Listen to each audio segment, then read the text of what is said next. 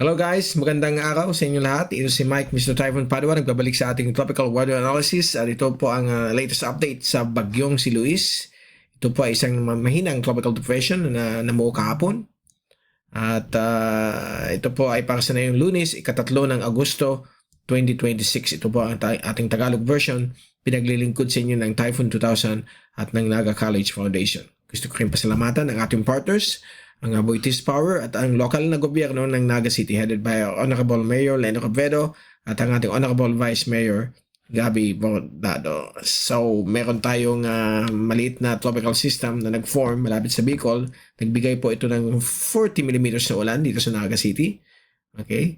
More than 25 millimeters na forecast. But sapat na ito para idiligan ng mga farmlands at gayon pa man, kulang pa rin ito sa nagpipintong El Nino na magaganap na yung last quarter.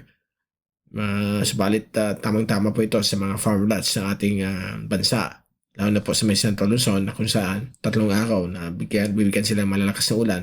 Dahil po yung kaulapan nitong si Luis ay nandoon na yon sa may kanluran bahagi po ng gitnang Luzon. So babakita natin sa inyo na yon ang pinaka-latest fast animation mula sa University of Wisconsin Tropical Cyclone page. So ito na yun ang bagyo. Nandito po siya. Ang nakikita ninyo, yung kaulapan niya ay napadpad po dito sa may west of Luzon dahil po sa malakas na wind shear, yung upper level winds na nagbo-blow mula sa malapit dito sa may bagyo at pupunta dito. So yung center ng bagyo ay nandito, subalit yung lahat ng kaulapan niya ay napunta dito. Okay, so parang naging ganyan siya. So itong area na ito, medyo dry conditions dito sa area na ito. So wala masyadong kaulapan. At mag-i-standby po yan ang kaulapan na yan for the next 2 to 3 days. Dahil po, pagdating nitong approaching na bagyong si Dolphin, na isa pong category 3 na bagyo 185 kph, yung kanyang lakas na yon. Dati naging super typhoon po siya nung malayong-malayo pa po. Malapit sa international dateline. So, nandyan po na yun, papalapit po dito sa may bahagi ng Iwo Jima. Ito po yung famous Iwo Jima Island at yung kanyang tracking ay papuntang west-northwest. At inaasahan po darating po dito na yung Biyernes sa Okinawa and then maglalandfall po yan dito sa may Eastern China na yung darating pong linggo o darating na weekend. So, dito yung landfall niya and makikita ninyo na ang Philippine Area of Responsibility ay nandito po sa area na ito.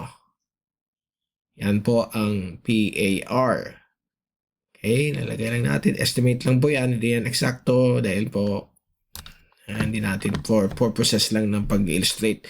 So, yan po yung power line. So, hindi po siya papasok. Nasa labas po siya ng power line. So, hindi po ito bibigyan ng local name. Itong si Dolphin. So right now, itong bagyong ito, may laki na 1,000 kilometers ang kanyang 30 knots na wind radius. O ibig sabihin, up to 55 kph hanggang dito yung hangin niya. Kaya nakikita nyo dito sa banda dito sa may baba, ito yung habagat sa may Micronesia at Marianas na ini-influence po nito o hinahatak nitong si bagyong Dolphin. So mangyayari, since nadidictate pa po itong paggalaw nitong dahil sa wind shear, itong mga kaulapan niya. Pagdating nitong system banda dito sa area na ito, pagdating niya dyan, itong mga kaulapan nito, alisin muna natin para malinis. So itong mga kaulapan nito, pagdating niya dito sa area na ito, so nandiyan yung system, ay pupunta po yan dito sa pabalik sa east. So, magbibigay ng mga pabugso-bugsong ulan sa gitnang Luzon at Metro Manila kasama at yung ibang bahagi ng kanluran na Luzon kasama po ang Occidental Mindoro. So, expect yan for the next 2 to 3 days hanggang sa weekend. So, damay na po dyan ang Ilocos provinces at yung ibang areas po ng Western Luzon. Papakita natin sa inyo mamaya sa mga ibang slides natin kung ano mangyayari dyan sa area na yun. Lalo na yung rain forecast for the next 5 to 7 days. So ito yung zoom in sa animation. Nakita nyo yung hubad na sirkulasyon ng bagyo po, yung kanyang low level circulation center. Diyan natin pinipinpoint kung nasaan yung center ng bagyo. Yung mid level niya ay na-push po punta dito sa may area po ng kanluran bahagi ng Luzon. So itong ulap na ito, bahagi yan ng sirkulasyon niya. So, nagkakaroon po ng dry conditions dito sa may north, east, and southern quadrants ng bagyong ito. At mukhang mahina na. Nag-downgrade po ang Pag-asa from 55, 45 kph lamang po. While yung Joint Typhoon Warning Center na tiling LPA, hindi po nila in-upgrade as until now. May formation alert lang, but binabantayan din natin yan kung anong development. So dito sa Metro Manila, expect natin may mga pabugso-bugsong ulan na magaganap mamayang hapon hanggang gabi. And then bukas, mag-standby yun dito at hanggang Wednesday itong ulap na ito, ibabalik yan dito sa area na ito. Kasi magkakaroon po ng influence o paghatak itong bagyong si Dolphin. And then itong matitirang kaulapan ni bagyong Luis o LPA 94W ay tatahak papunta dyan. At malulusaw, ma-absorb sa sirkulasyon ng bagyong si Dolphin. Okay? So ito po yung wind shear environment up to 75 kph. Strong vertical wind shear mula sa east ang nangyayari na yon. And then based sa forecast ng wind shear environment ay mukhang tataas pa po ng wind shear.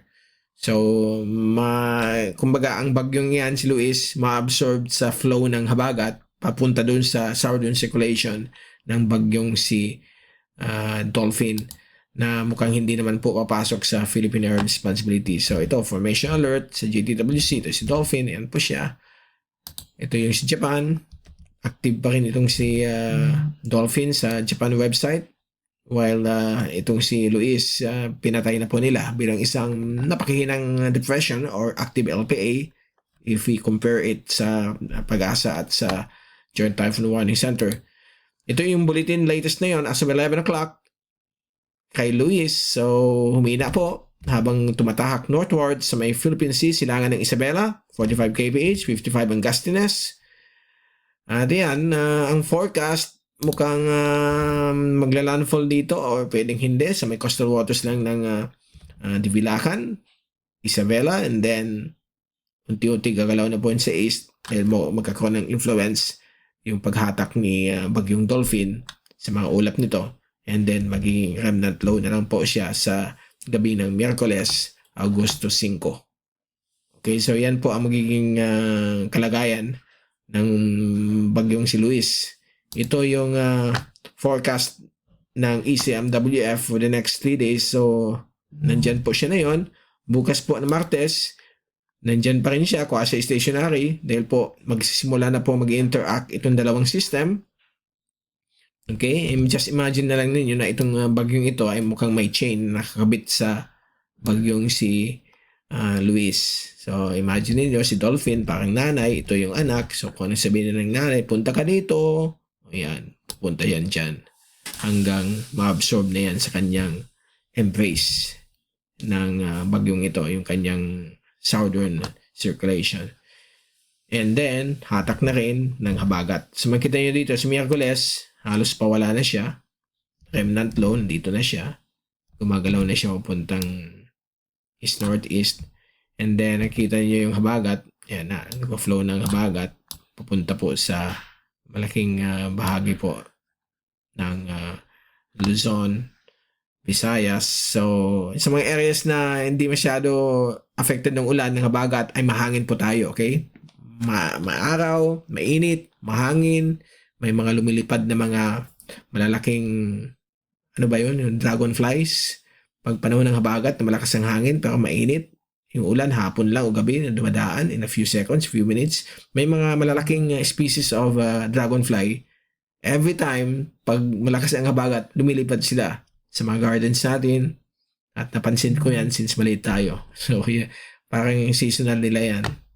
Parang breeding grounds nila pag lumalabas itong mga dragonflies na kulay brown. So, yan po ang tinatawag ng dragonfly summer yata. Ang tawag nila dyan. So, expect natin itong habagat mag-persist hanggang sa mukhang aabot tayo ng 14 days. Nasa habagat season tayo. Kasi ito, for the next 5 days, dahil po kay Dolphin, yan po ang habagat, pabugso-bugsong ulan sa kanlurang Pilipinas hanggang sa linggo. Pag landfall niya dyan, magkakaroon ng panibagong LPA na mag-form dito. Actually, mayroon pang isa dito nag-form yan, no? So there might be multiple formations of tropical cyclones because nasa wet phase tayo ng monsoon oscillation, aktibo ang habagat. So mukhang papasok yung tinatawag natin pag panahon ng habagat, siyam-siyam. Okay? 8 days, 9 days of rain, and another 9 days of rain, parang 18 days. Or sabihin natin 2 weeks of rain. Dahil iyan ang pinapakita ng forecast. Tapos yung monsoon trough ay magiging reverse-oriented kasi usually ang monsoon trough ganitong itsura niya. May L dito, low pressure, mayroon dito low pressure, mayroon dito bagyo o low pressure, ganyan monsoon trough. Pag habagat na yun, pag reverse-oriented, pag ganito ang itsura niya, nandyan sa area na yan. Okay? Nandito yung L, nangyari dito sa ating drawing. So, nandyan siya. May L din dito. So, mangyayari, from southwest to northeast ang orientation ng trough. Kaya reverse-oriented ang tawag dyan pag panahon ng habagat. Okay, babalikan natin mamaya para pakita natin sa inyo yung reverse-oriented. Ito yung track muna ng Google DeepMind. Ang pinapakita dito, yung LPA na dating Tropical Depression Luis ay malulusaw at magkukross ng Luzon, standby sa may coastal waters ng La Union o Pangasinan and babalik ulit sa Luzon, malulusaw na bilang isang parte ng habagat papunta dito sa sirkulasyon ng malaking bagyong si Dolphin. By the way, yung diameter ni Dolphin na yun, 1,000 kilometers across. So, large tropical cyclone na po siya. Then, na yung weekend, ito po ay dadaan po sa East China Sea after crossing Ryukyu sa Okinawa. Then, mukhang tatahak papuntang Shanghai. Yan ang panibago. While yung ECMWF naman po, ang tracking niya ay panda dito sa area na ito. So, it's still uncertain kung saan siya pupunta. Samantala ito, wala na. Lusaw na siya. And then, medyo magulo pa ang mga models. Hindi pa ka-agree kung may kasunod. But kitang-kita sa ating ibang computer models na mayroon kasunod. Okay, but safe naman po ang ating bansang Pilipinas. Habagat lang talaga ang ma-feel natin. Ito yung track ng lahat ng models sa bagyong si Luis. Ang pinapakita dito. Ang iba nag-standby sa Luzon, yung remnants niya, and then generally lahat ay papunta dito sa east-northeast, papunta sa sirkulasyon ni Typhoon Dolphin. At ito yung ating multi-tracks sa bagyong si Dolphin. Again, lahat nag-agree na hindi po siya papasok ng Philippine Area of Responsibility. Ulitin natin, nandito po yung power line. Okay, dyan natin i-drawing muna. Yan ang power line. So, nasa labas po siya. So, meaning, hindi po siya bibigyan ng local name.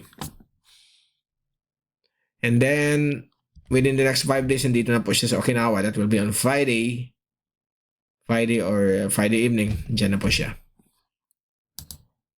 Ito naman yung Joint Typhoon Warning Center track ni Dolphin. Talagang malaking bagyo po siya. Halos buong southern islands of Japan makaka-experience ng typhoon force winds o tropical storm force winds. Hanggang dito sa may eastern o sa may northern Taiwan. Pilipinas, wala tayong problema except yung habagat. Ito po yung epekto ni remnants ng bagyong si Luis, yung kanyang mga kaulapan. Magbibigay ng mga ulan for the next 24 to 48 hours. Ang iba, more than 50. Ang iba, abot ng 100 plus millimeters. Lalo po dito sa may Central Luzon.